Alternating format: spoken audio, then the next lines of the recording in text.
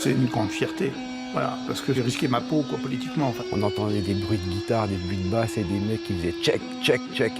Déjà, j'étais dans la magie, quoi.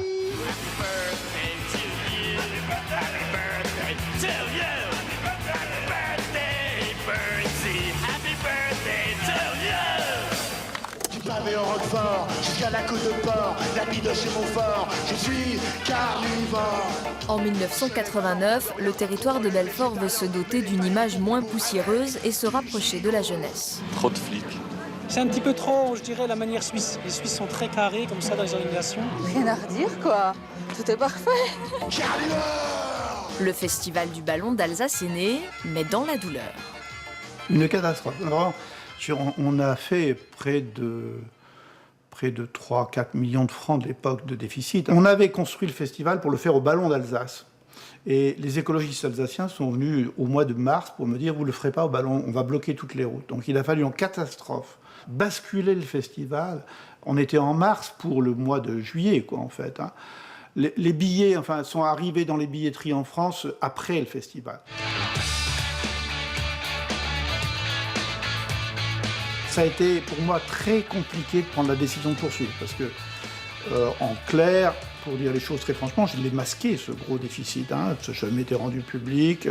On a fait un emprunt, on a amorti, mais il fallait rembourser l'emprunt, quoi, en fait. Hein. Heureusement, les Eurocaines, fraîchement rebaptisées, trouvent vite leur public.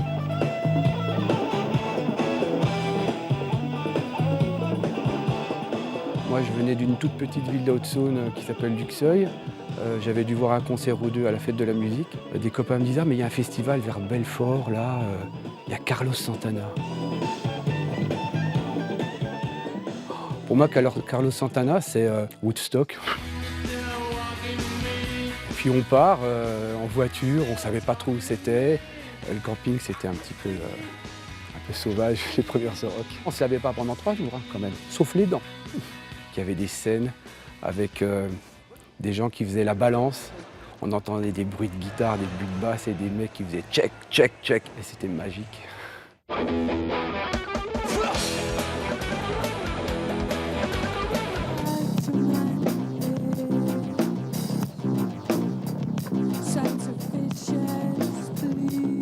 On rencontre des filles aussi?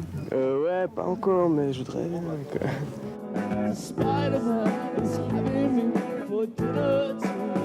On était les seuls, hein. En France. Il n'y avait pas d'autres festivals de plein air. Regardez l'histoire, quoi, les vieilles charrues, tout ça, c'est arrivé bien après, quoi, en fait. Hein.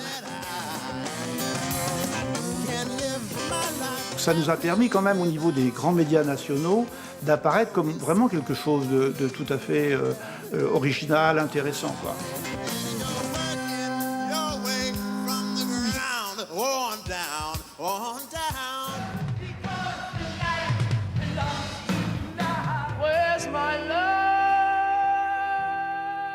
Après l'âge d'or des années 90, les Euroc négocient difficilement le virage vers le 21e siècle. On a subi des échecs financiers importants avec un problème de course aux grands noms. On voyait bien la machine était un peu grippée. Il y avait moins d'intérêt de part des journalistes. Enfin, il n'y avait plus l'aura qu'il y avait avant aussi. Il faut dire qu'il y a une multiplication des festivals. Il y avait aussi la techno, notamment les rave parties qui donnaient un coup de vieux quand même aux festivals un peu institutionnels comme les Euroc. On voyait qu'on était arrivé à la limite des programmateurs extérieurs qui venaient montrer à Belfort comment il fallait faire. En 2000, une nouvelle équipe prend les rênes des Euroc. Elle aussi devra essuyer plusieurs tempêtes.